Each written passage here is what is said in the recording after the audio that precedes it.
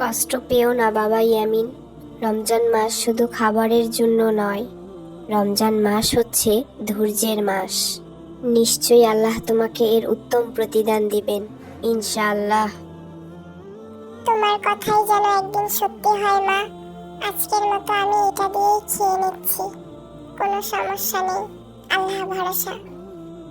এই তো আমার ভালো ছেলে। আল্লাহ তাআলা আমাদের সাথে আছেন বাবা। কষ্টের মধ্যেই প্রকৃত সুখ আছে বাবা। হ্যাঁ মা, তুমি ঠিকই বলেছো। আমি আর কখনো খাবারের জন্য এমন মন খারাপ করে থাকবো না। আল্লাহ আমাকে মাফ করুন।